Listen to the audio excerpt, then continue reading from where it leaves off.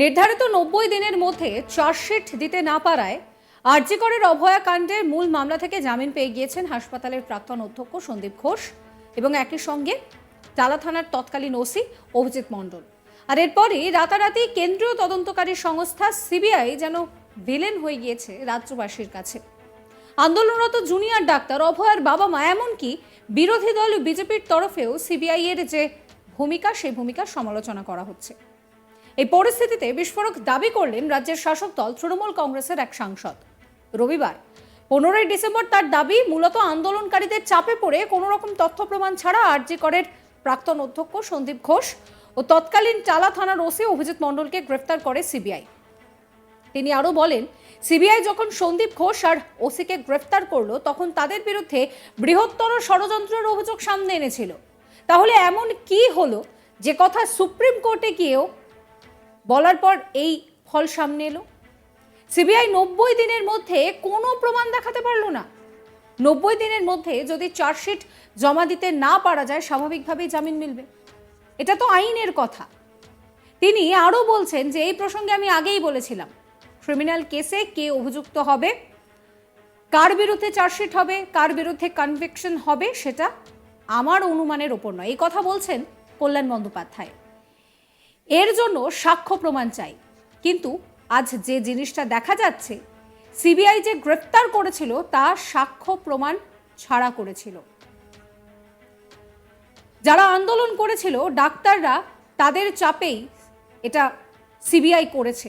এখন যদি দেখা যায় যে সিবিআই সত্যি সত্যি ওদের বিরুদ্ধে চার্জশিট দিতে না পারে, তাহলে 90 দিনের আটকে রাখাটা তো বেআইনি হয়ে গেল। তৃণমূলের সাংসদ এটা বলছেন, এরা চাপ দিয়ে কাজ করাচ্ছে। থ্রেট কালচার কারা করেছে সেটাই এখন দেখার। আন্দোলনের নামে থ্রেট চলছে, আন্দোলন করে কিছু হয় না। যারা নেমেছেন তাদের বিনীতভাবে অনুরোধ করছি, আপনারা তথ্য প্রমাণগুলো সিবিআই এর হাতে দিয়ে দিন। যে তৃণমূল সাংসদ এই অভিযোগ করছেন তিনি কল্যাণ বন্দ্যোপাধ্যায়, কি বলছেন তিনি শোনাবো।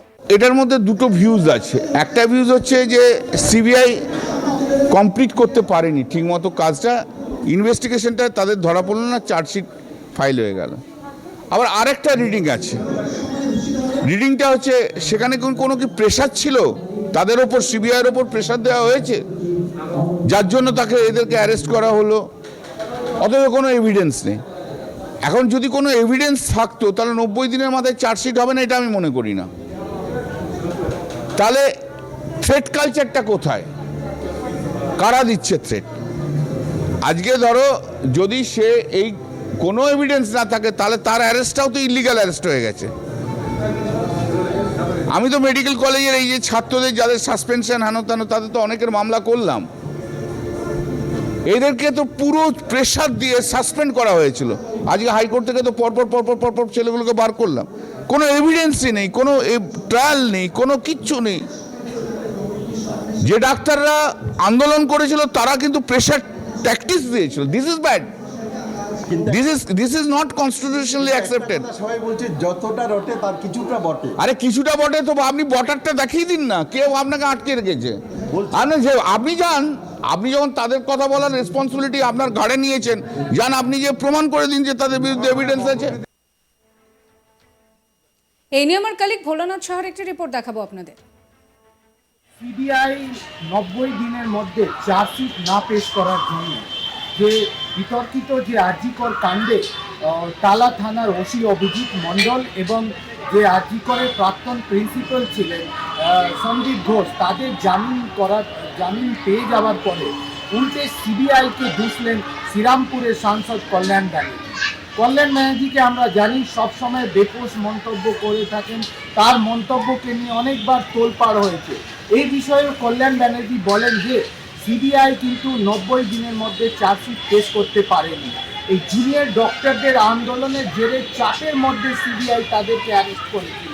তিনি বলেন আইন কিন্তু কোনো চাপ মানে না, কোনো অভিযুক্তকে গ্রেফতার করলে তাকে 90 দিনের মধ্যে চার্জশিট দিতে হয়, কেস ডায়েরি তৈরি করতে হয়, সাক্ষ্য প্রমাণ জোগাড় করতে হয়, তাদের বিরুদ্ধে সাবস্ট্যান্সিয়াল এভিডেন্স প্রডিউস করতে হয় আদালতে। কিন্তু এই ক্ষেত্রে কি হলো, সিবিআই যে ডক্টরদের জুনিয়র ডক্টরদের আন্দোলনের ফলে চাপে পড়ে তারা কিন্তু অ্যারেস্ট করেছে। তাহলে থ্রেড কালচার কাদের? জুনিয়র ডক্টররা অভিযোগ করছে থ্রেড কালচার চলছে রাজ্যের সরকারি হাসপাতালে হাসপাতালে।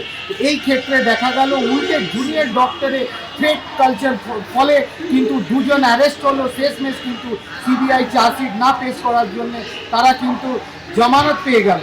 কল্যাণ ব্যানার্জি বলেন যে দেশের বিচার ব্যবস্থা কিন্তু কোনো অঙ্গলি হেলনে চলে না। এই কেসে কি হয়েছে?